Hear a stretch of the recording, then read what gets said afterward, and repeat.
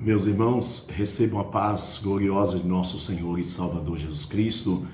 É esse que vos fala, pastor Edmundo Evangelista. Estamos começando a gravação de mais um vídeo, de mais uma aula de discipulado.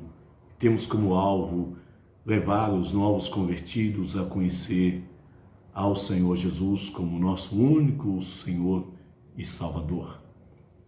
E nesta manhã nós vamos orarmos a Deus, pedir ao Senhor Deus a sua ajuda, a sua graça, que o Espírito Santo da verdade esteja a aplicar a verdade aqui ministrada ao teu coração, tá bom? Que você venha crescer no conhecimento de Deus, crescer no temor, crescer no amor, crescer na fé, crescer na esperança. Oremos. Maravilhoso Deus, amantíssimo Pai, nós oramos a Ti nesta manhã. Deus, com gratidão em nosso ser, em nossos corações, por esta oportunidade de estar edificando a fé dos santos. Peço a Tua ajuda, Senhor, que o Teu Espírito da verdade esteja a aplicar a verdade bíblica aqui ensinada em seus corações. Meu Deus, que as barreiras caiam, as muralhas sejam removidas e o Teu nome seja glorificado. Nós te pedimos, no nome de Jesus te agradecemos. Amém? Graças a Deus. O nosso vídeo de hoje tem a duração de meia hora, tá bom? Não é um vídeo longo, não é um vídeo enfadonho, tá? Nosso assunto que nós ministramos no vídeo anterior é bibliologia, como conhecer a Bíblia, como a Bíblia chegou até nós e daí por diante. No vídeo de hoje nós vamos estudar sobre o plano da salvação, tá? Vamos ler um texto para nós basearmos no Evangelho de João, capítulo de número 3, versículo de número 16 e o versículo 17, que nos diz a Bíblia Sagrada. Porque Deus amou o mundo de tal maneira que deu seu Filho unigênito para que todo aquele que nele crê não pereça, mas tenha a vida eterna. Porque Deus enviou seu Filho ao mundo, não para que condenasse o mundo, mas para que o mundo fosse salvo por ele. Glória a Jesus. Então, o nosso Deus, meus irmãos, ele tem um plano. E o plano de Deus é salvar.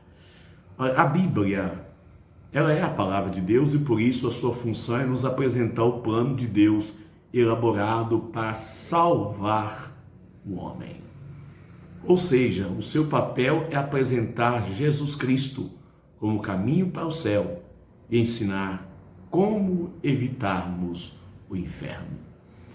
Igual o homem em seu estado original, é importante nós conhecer as nossas origens, de onde viemos, o que nós estamos fazendo aqui e para onde nós vamos. O pecado não começou com o homem. Ele já existia no mundo antes de Deus criar o homem. A criação do homem está relatada no Gênesis, capítulo de número 1, versículo de número 26 ao 31 e capítulo 2, versículo 7. Deus criou o homem à sua imagem e semelhança. Ao criá-lo, dotou de livre arbítrio, isto é, de vontade própria ou capacidade de decisão. No livro do Gênesis, capítulo 1, versículo 31, Deus declarou que o homem era bom, logo o homem era livre do pecado. O trabalho não é uma consequência do pecado. Em Gênesis, capítulo 2, versículo 15, o trabalho é uma bênção de Deus, visto que foi dado ao homem antes mesmo deste pecar. O relato da criação da mulher está no livro de Gênesis capítulo 2, versículo 18 ao versículo 25. O verso 25 mostra o estado de inocência do homem livre do pecado. Esta era a condição do homem no paraíso, lá no jardim do Éden. Paz, alimento, comunhão com Deus, liberdade e pureza. Era o que o homem gozava no seu estado original. Vamos ver a criação do homem? No Gênesis capítulo de número 1, é importante você estar com a sua Bíblia aberta ao estudar o assunto, para a sua melhor compreensão. Para você não somente ouvir, para você também estar certificando aí na sua Bíblia, acompanhando para o seu crescimento espiritual, tá bom? Gênesis capítulo 1, versículo de número 26 ao versículo 31, onde relata a criação do homem. Que diz o versículo 26? E disse Deus: façamos o homem à nossa imagem, conforme a nossa semelhança, e domine sobre os peixes do mar, sobre as aves dos céus, sobre todo gado, sobre toda a terra, e sobre todo réptil que se move sobre a terra. E criou Deus o homem à sua imagem, a imagem de Deus o criou, macho e fêmea os criou. Deus os abençoou e Deus lhe disse: frutificai-vos, multiplicai-vos e enchei a terra. Sujeitai-a e dominai sobre os peixes do mar, sobre as aves do céu, sobre todo animal que se move sobre a terra. E disse Deus: eis que tenho dado toda a erva que dá semente, que está sobre a face de toda a terra. Árvore em que há fruto, de árvore que dá semente, servosão para mantimento. Todo animal da terra e toda ave dos céus, todo réptil da terra em que há alma vivente, toda erva verde lhe será para mantimento. E assim foi. E viu Deus tudo quanto tinha feito, eis que era muito bom. E foi a tarde, amanhã, o dia sexto. Aqui está o primeiro relato da criação do homem. Deus revelando o seu plano de criar. Agora, como Deus criou, está no Gênesis capítulo 2, versículo 7. E formou o Senhor Deus o homem do pó da terra, soprou em suas narinas o fôlego da vida, e o homem foi feito alma vivente. Então nós fomos criados pelas mãos de Deus. Deus criou o homem do pó da terra. Nós somos pó. E soprou nas suas narinas o fôlego de vida, e o homem foi feito alma vivente. Ou seja, em nós há parte da terra e parte do céu. O corpo, que é matéria, foi formado da terra. Agora, alma e espírito veio do alto, veio de Deus. Consequentemente, nós somos 3 em 1. O ser humano é tricotomo, ou seja, espírito, alma e corpo. Isso está em 1 Tessalonicenses, capítulo 5, versículo de número 23. Aqui está em Gênesis, capítulo 2, versículo 7, a forma como Deus criou o homem. Agora, como Deus criou a mulher? Está no livro de Gênesis, capítulo 2, versículo 18 ao versículo 25. Leiamos, acompanhe comigo aí na sua Bíblia. Disse o Senhor Deus: não é bom que o homem esteja só. Far-lhe uma auxiliadora idônea que esteja como diante dele.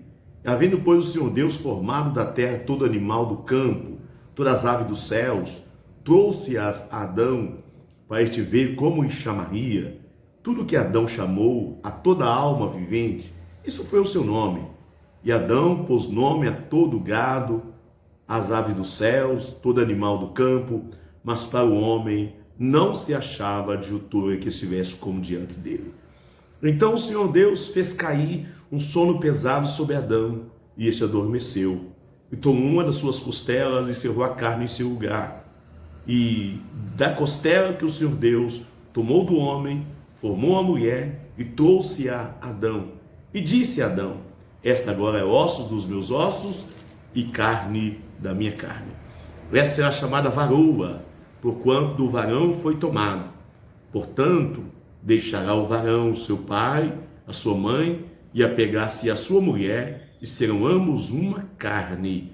E ambos estavam nus, o homem e a sua mulher não se envergonhavam. Aqui está, amigo ouvinte, o primeiro casamento, ou seja, o início do homem, o início da mulher. Aqui está a primeira união conjugal estabelecida por Deus. Gênesis capítulo 2 disse Deus, Gênesis 2:18, e não é bom que o homem esteja só. Isso é o plano de Deus, tá?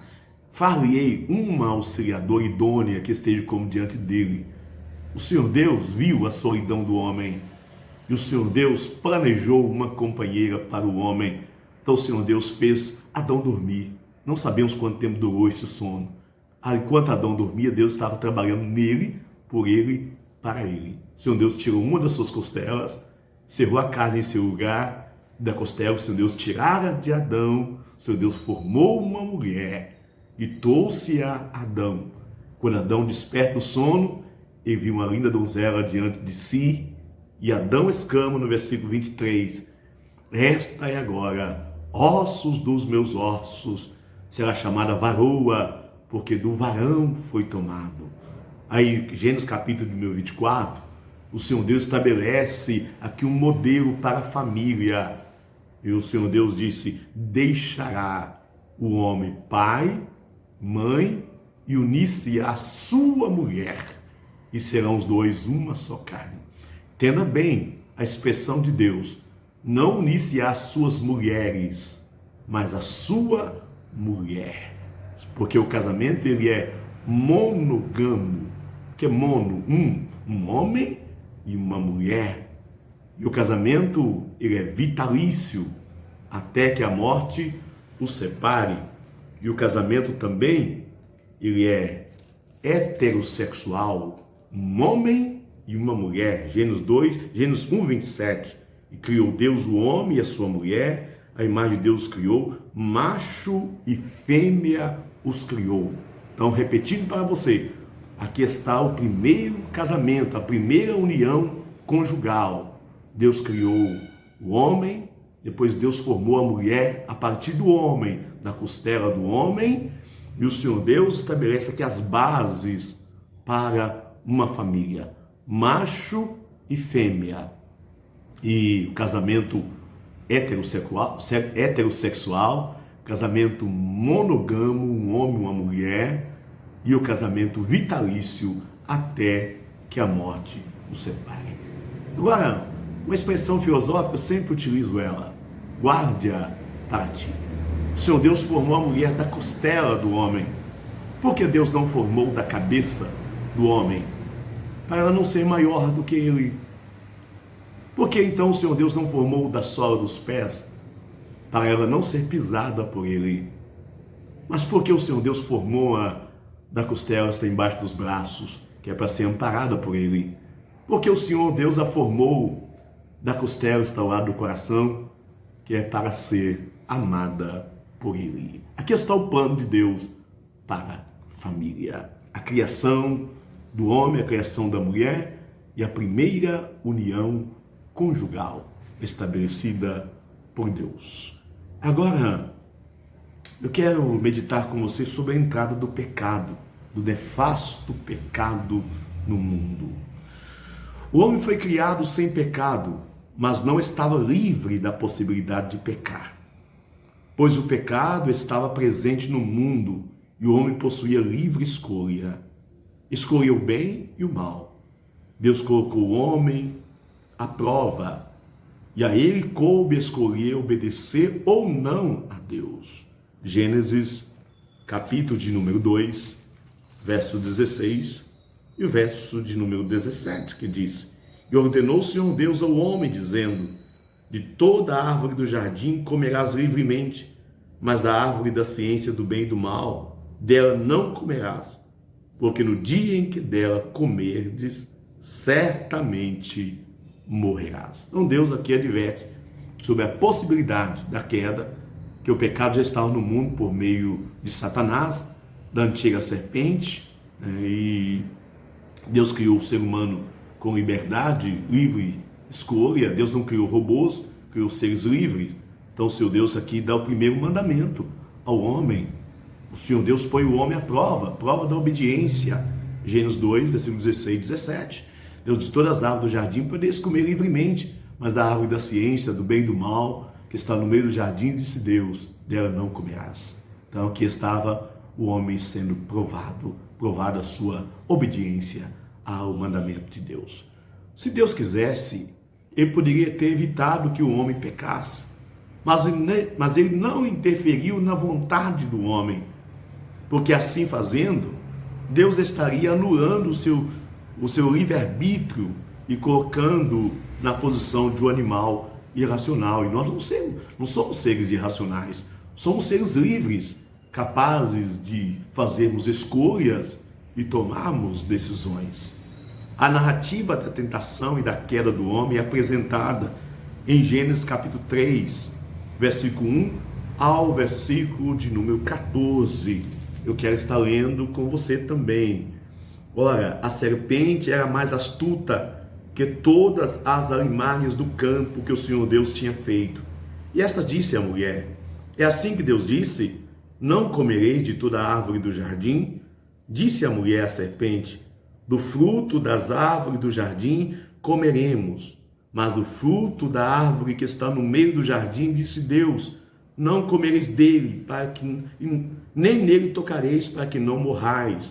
Então a serpente disse à mulher: certamente não morrereis, porque Deus sabe que no dia em que dele comerdes, se abrirão os vossos olhos, e sereis como Deus, sabendo o bem e o mal.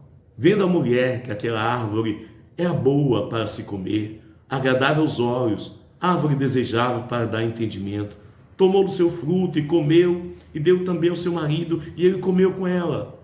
Então foram abertos os olhos de ambos, conheceram que estavam nus, e coseram folhas de figueira, fizeram para si aventais, e ouviram a voz do Senhor Deus, que passeava no jardim pela viração do dia. Escondeu-se Adão e sua mulher da presença do Senhor Deus entre as árvores do jardim. Chamou o Senhor Deus a Adão e disse-lhe: onde estás? E ele disse: ouvi a tua voz soar no jardim e temi, porque estava nu e escondi-me.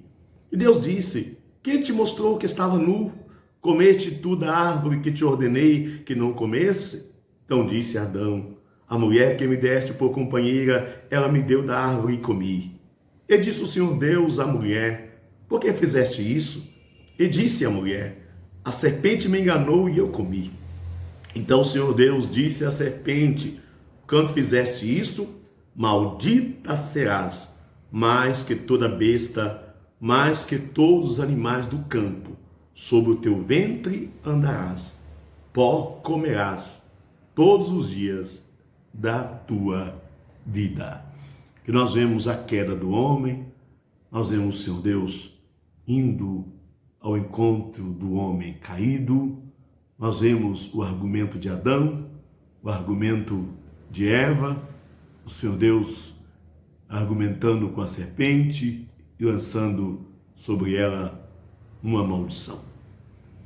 Oh, querido, e Deus quis que ela poderia ter evitado que o homem pecasse, mas ele não interferiu na vontade do homem, que assim fazendo, ele estaria anulando seu livre-arbítrio e colocando-o na posição de animal irracional. Então Deus não interferiu, Deus te deu liberdade. Você que está me ouvindo agora, você tem liberdade de crer ou não, de aceitar a verdade ou rejeitá-la. Deus te fez ser humano livre. A narrativa da tentação e da queda, como eu li para você, Gênesis 3, versículo 1 ao 14, logo no primeiro versículo nós vemos Satanás colocando em dúvida a palavra de Deus. Olha só, é assim que Deus disse? Satanás, ele tentou inculcar na mente de Eva que o Senhor Deus tinha os privado de ser abençoado, tinha privado eles da bênção. Ela disse assim, ora, a serpente era mais astuta que todas as alimárias do campo que o Senhor Deus tinha feito. E essa disse a mulher: é assim que Deus disse: não comereis de toda a árvore do jardim? Nós vemos a serpente indo ao encontro de Eva. Interessante que Eva aceita dialogar com a serpente e não entende. Olha só, querido ouvinte, o pecado, ele começa pela atração. Eu vou mostrar para você daqui a pouquinho. E a atração traz a sedução. A sedução traz a concupiscência. E a concupiscência leva à consumação, consumação à queda, e a queda à morte. Tá? Então é terrível, o pecado entrou no mundo assim. Em Gênesis capítulo de número 3, versículo 7, encontramos a consequência do pecado. O homem ficou nu, isto é, descoberto diante de Deus. E o fato de ele fazer aventais de folhas de figueira nos mostra que desde o início o homem sempre procurou justificar-se a si mesmo diante de Deus, tentar cobrir sua nudez espiritual, através de suas próprias obras, através de suas religiosidades. Mas as nossas obras são tão imprestáveis para cobrir nossa nudez espiritual, como foram aquelas folhas, que logo se secaram e perderam sua validade. No versículo de número 8, encontramos o homem se escondendo da presença de Deus. não por humildade, mas por causa da culpa, por medo da penalidade do pecado. Olha o versículo de número 8, ao versículo número 10, que diz: e ouviram a voz do Senhor Deus que passeava no jardim pela viração do dia. Escondeu-se Adão e sua mulher da presença do Senhor Deus entre as árvores do jardim. E chamou o Senhor Deus Adão e disse: onde estás? E ele disse: ouvi a tua voz soar no jardim e temi, porque estava nu e escondi-me. Ou seja, desde o Éden, desde que o homem caiu, ele vem escondendo-se de Deus. Porque o pecado traz medo, o pecado traz uma consciência culpada, o pecado traz vergonha, o pecado leva o homem a tentar fugir de Deus. E Adão, até então, ele tinha comunhão com Deus. Todos os dias o Senhor Deus vinha falar com Adão na viração do dia. Havia um diálogo agradável entre criatura e criador, entre pai e filho. Mas a partir da queda, Adão, ele foge de Deus, tenta esconder-se de Deus. O versículo número 8 fala: e ouviram a voz do Senhor Deus que passeava no jardim pela viração do dia. Escondeu-se Adão e sua mulher da presença do Senhor Deus entre as árvores do jardim. Pessoal, por que foi que ele escondeu? O versículo de número 9 diz: e chamou o Senhor Deus Adão e disse: onde estás? Ele disse: ouvi a tua voz soar no jardim, temi, que estava nu e escondi-me. Esse temor aqui não é o temor que agrada a Deus. Isso aqui é o temor de medo, é o temor fruto de uma consciência culpada, é o temor gerado pelo pecado. Esse temor não agrada a Deus. Quero dizer que há dois tipos de temores. Há o temor agradável. O temor que agrada a Deus, ele é fruto de um coração submisso, reverente e respeitoso a Deus. Mas o temor que desagrada, que é o temor de Adão, é fruto de uma consciência culpada e tem sua origem no pecado. Tá? É o temor que não agrada ao Senhor nosso Deus, e nós devemos evitá-lo, né? Devemos evitar pecarmos contra o Senhor nosso Deus. No versículo 8 encontramos o homem se escondendo da presença de Deus, não por humildade, mas com medo da penalidade do pecado. Romanos capítulo 5, versículo 12, fala assim, que por um homem, que é Adão, entrou o pecado no mundo. Pelo pecado veio a morte, assim a morte passou a todos os homens, pois que todos pecaram. E versículo de número 23, Romanos 3, 23, fala, porque todos pecaram e destituídos estão da glória de Deus. Quero que você entenda, a partir de Adão o pecado tornou-se universal. Todos nós somos descendentes de Adão. O pecado espalhou no mundo. Aonde nasce um pecador, nasce com ele o pecado. Consequentemente, a graça de Deus precisa alcançá-lo.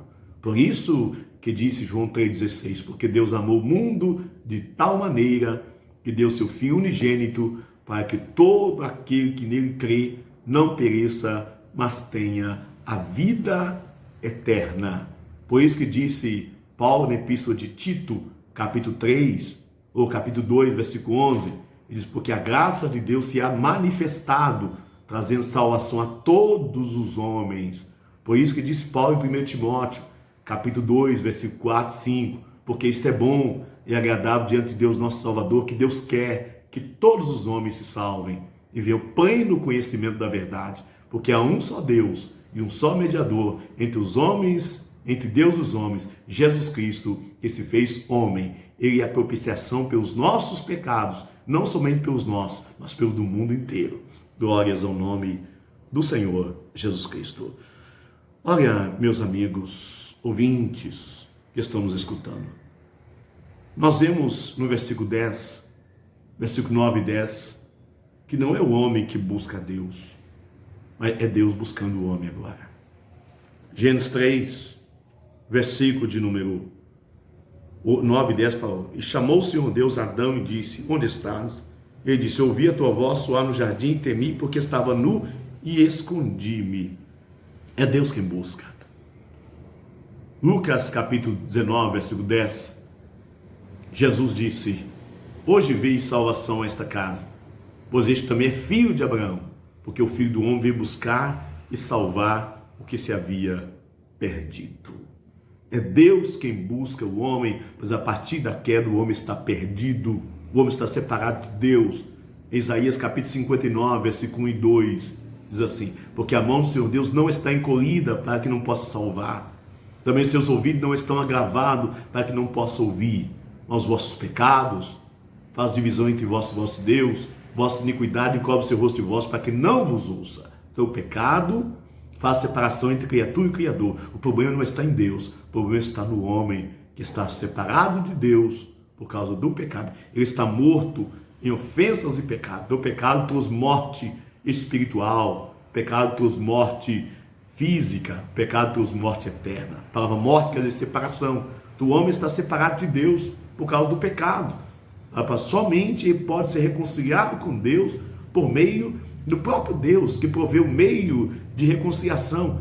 Lá quando o homem peca, o Senhor Deus deixa a primeira profecia, que Deus tinha um plano para restaurar, reconciliar este homem em pecado. Olha o que diz o versículo de número 15: e porém inimizade entre ti e a mulher, entre a sua semente e a sua semente, este ferirá a cabeça e tu lhe ferirás o calcanhar. Aqui, amigo ouvinte, é uma profecia que o Senhor Deus libera. Nós encontramos o chamado proto-evangelho, né? Ou seja, a primeira apresentação do evangelho, ou seja, a primeira promessa de um Salvador. Jesus esmagou a cabeça da serpente na cruz. Lá, ele aniquilou todo o poder do diabo. Foi na cruz, tá? Jesus conquistou a nossa vitória na cruz, quando ele disse: Pai, está consumado, em tuas mãos entrego o meu espírito. Jesus teve o calcanhar ferido com a morte na cruz, mas esta ferida foi o remédio para a cura espiritual de toda a raça humana, como profetizou o profeta Isaías no capítulo de número 53, que é um capítulo todinho profético sobre a crucificação de nosso Senhor e Salvador Jesus Cristo. Olha o que diz o versículo 4 e 5. Verdadeiramente ele tomou sobre si as nossas enfermidades, as nossas dores ele levou sobre si. Nós reputamos por aflito, ferido de Deus e oprimido. Mas ele foi ferido pelas nossas transgressões e moído pelas nossas iniquidades. O castigo que nos traz a paz estava sobre ele. Pelas suas pisaduras nós fomos sarados. Satanás está vencido, como uma cobra com a cabeça esmagada, mas que ainda tem o veneno mortífero em sua cauda. Quando se agita, e ainda consegue arrastar muitos para a perdição. E é o que ele tem feito, né? Como disse o Evangelho de João, capítulo 10, versículo 10, que o ladrão vem senão a roubar, a matar e a destruir. Mas a parte B diz, mas Jesus falando, eu vim para que tenham vida e a tenham com abundância. Em 1 João capítulo 3, versículo 8, fala que para isto manifestou-se o Filho de Deus, que é o Senhor Jesus, para desfazer as obras do diabo. Jesus manifestou-se na cruz do Calvário, glória a Deus, manifestou-se ao mundo, nasceu do ventre da Virgem Maria e viveu 33 anos neste mundo sem pecado, morreu pelos nossos pecados, ressuscitou o terceiro dia, subiu ao céu à vista do Pai, prometeu voltar um dia para buscar os que por ele foram libertos do pecado. Jesus cumpriu esta profecia de Gênesis 3,15. Esta é uma profecia messiânica que fala da vinda do Salvador. O Salvador é Cristo Jesus, nosso Senhor, que esmagou a cabeça da serpente lá na cruz. Lá na cruz, seu calcanhar foi ferido, mas nós somos resgatados lá na cruz. O preço foi pago pelos nossos pecados, pelo sangue de Jesus derramado na cruz. Eu e você podemos ser salvos. Um novo caminho foi aberto para nós lá na cruz. Aleluias. Glória a Deus. Oh, graças a Deus. Glória a Jesus. Glória a Deus. Quero finalizar contigo. Glória a Jesus. Agora Jesus abriu para nós um novo e vivo caminho para Deus através de sua morte na cruz. Todos os salvos podem aproximar-se a qualquer momento diante de Deus pela mediação do grande sumo sacerdote, nosso Senhor e Salvador Jesus Cristo. Deus quis nos mostrar que o caminho estava aberto agora, de uma forma bem clara e palpável. Por isso, quando Jesus na cruz exclamou, está consumado, lá no templo, o véu que separava o lugar santíssimo, onde o povo não podia entrar, rasgou-se de alto a baixo. Mateus capítulo de número 27, versículos 50 ao 51. Então, meu querido irmão, amigo ouvinte que nos escuta, concluindo o plano da salvação, nós podemos resumir em 4 pontos, que são o fato do pecado. João, em Romanos 6, 23, fala que o salário do pecado é a morte, mas o dom gratuito de Deus é a vida eterna por Cristo Jesus, nosso Senhor. Então, o fato do pecado. Em segundo lugar, o amor de Deus. João 3,16, Romanos 5,8. João 3,16 diz: porque Deus amou o mundo de tal maneira que deu seu Filho unigênito para que todo aquele que nele crê não pereça, mas tenha a vida eterna. E Romanos 5,8 diz que Deus prova o seu amor para conosco, que Cristo morreu por nós, sendo nós ainda pecadores. Então, o fato do pecado, o amor de Deus. Terceiro lugar, a solução, que é Jesus Cristo, o único caminho. João 14,6, Jesus disse: eu sou o caminho, a verdade e a vida, e ninguém vem ao Pai a não ser por mim. Jesus não é um caminho alternativo, ele é o caminho. Ele disse: eu sou o caminho. Atos capítulo 4, versículo 12 diz que em nenhum outro há salvação, porque também debaixo do céu nenhum outro nome há dado entre os homens pelo qual nós devamos ser salvos. Do fato do pecado, o amor de Deus, a solução para o homem, que é Jesus Cristo, o caminho, né? O único caminho. Agora, a parte do homem, qual é a nossa parte? Receber pela fé a salvação. Recebemos pela fé essa gloriosa dádiva de Deus, que é a salvação e a vida eterna em Cristo Jesus, nosso Senhor. No Evangelho de João, capítulo de número 1, versículo 12 e o versículo 13, diz assim: mas a todos quanto receberam, deu-lhes o direito de serem chamados filhos de Deus, aos que creem no seu nome. Se você receber Jesus como filho de Deus, como Senhor e Salvador, você será declarado filho de Deus, filho por redenção, filho por adoção, filho por eleição.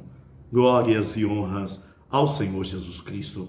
Atos capítulo 3, versículo 19, Pedro disse: arrependei-vos e convertei-vos, para que sejam apagados os vossos pecados, e venha assim o tempo de refrigério, o tempo de paz, pela presença do Senhor.